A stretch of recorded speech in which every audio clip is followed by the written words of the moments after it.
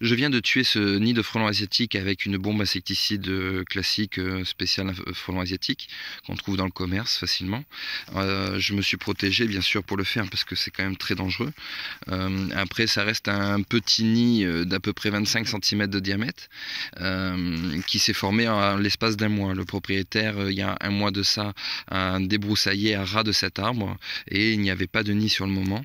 Et un mois plus tard, on a déjà un nid de frelons asiatiques d'à peu près 25 cm de diamètre. Donc c'est un nid secondaire et c'est un nid qui s'est formé vraiment rapidement et qui peut se trouver un peu n'importe où.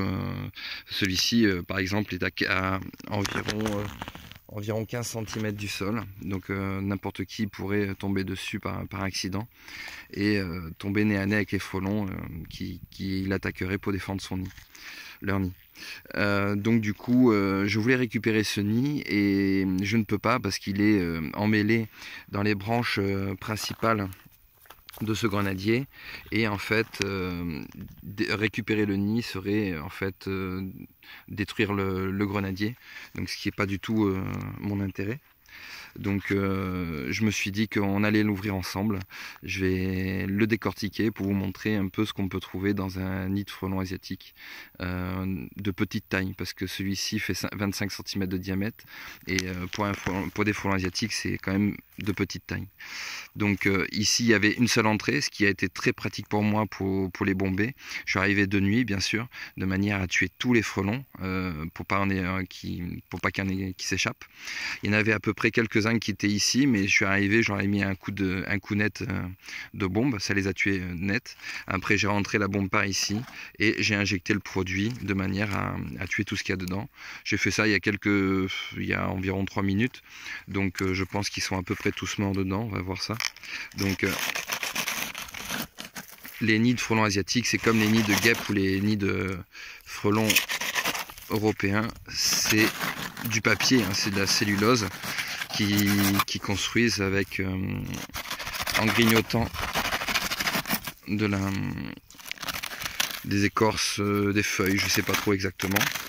Et voilà, donc ils font une enveloppe extérieure pour se protéger du froid, pour protéger le nid des intrusions, quelles qu'ils soient.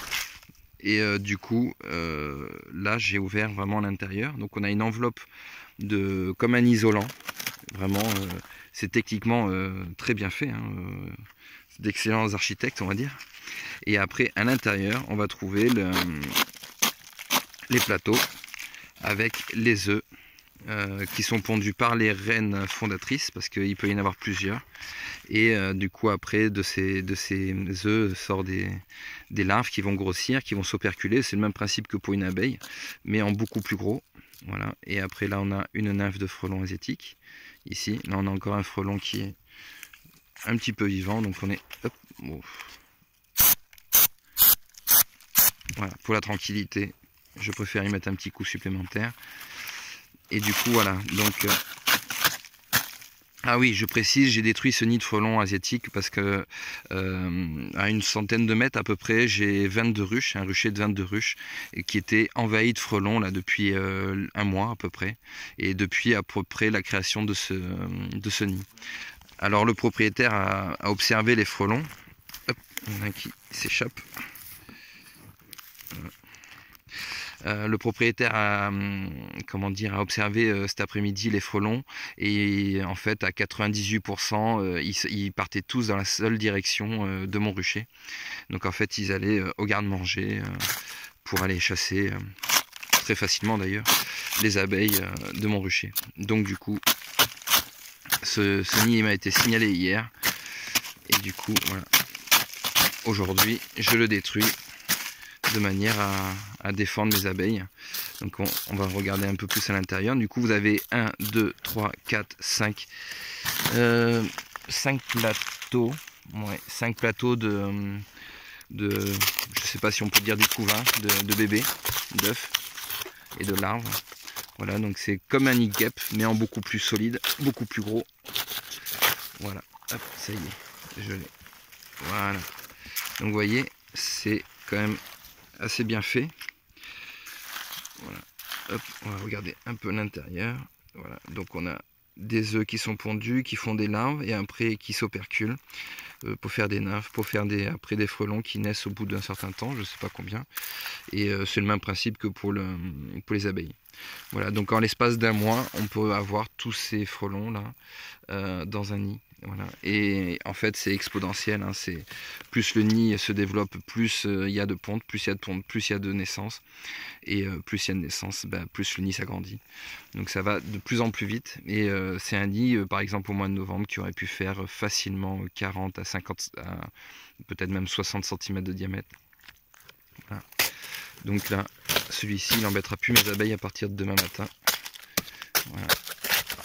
Donc moi, ce que je vous conseille, c'est de faire détruire les nids de frelons asiatiques dès que vous le pouvez.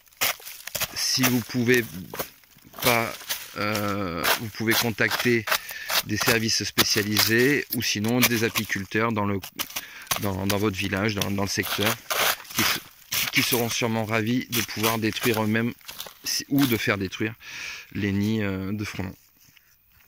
Voilà, parce que voilà, donc du coup, et puis après, si vous pouvez pas trouver de nid, déjà piéger, c'est déjà essentiel. Voilà. Donc ce nid était quand même de taille intéressante et à 15 cm au-dessus du sol. Voilà. Donc n'importe quel enfant aurait pu tomber dessus, et, ou même il y avait des chiens dans le secteur.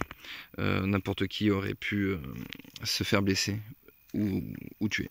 Voilà. Bon. Merci.